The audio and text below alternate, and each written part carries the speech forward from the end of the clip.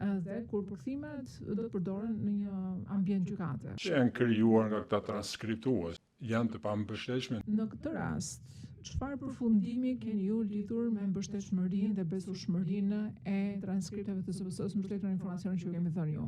Mbështetshmëria është e ulët, jo në kuptimin që unë mund të them me siguri që transkriptet janë gabuara, se nuk mund ta them dot këtë gjë, por mund të them që nuk mund të mbështetemi në të si transkripte mjaftueshëm të sakta për procesin gjyqësor, për faktin që nuk kemi aftësi të demonstrueshme për deshifrimin e dosjeve në audio.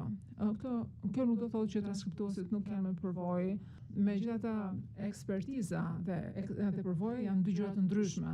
Ne kemi nevojë për ekspertizë në këtë fushë, jo vetëm thjesht për përvojë.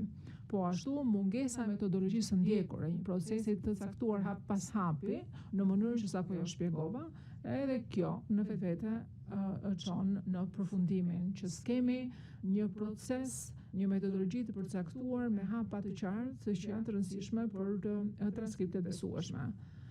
Në veçanti kur flitet për transkripte që do të mbështeten përkthimet, dhe kur përkthimet do të përdoren në një ambient gjykate.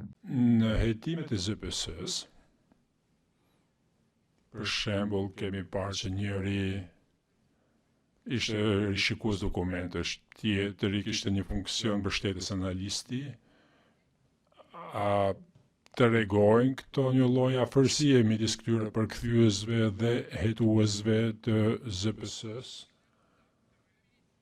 A të regon kjo përbën një arsye për të dyshuar lidhur me mbështetshmërinë apo besueshmërinë e transkripteve që janë krijuar nga këta transkriptues. Atë që kam shkruar unë në raport dhe nuk po them që ato janë të pasakta. Unë po them që janë të pambështetshme në kuptimin që nuk mund të mbështetesh në to si të sakta.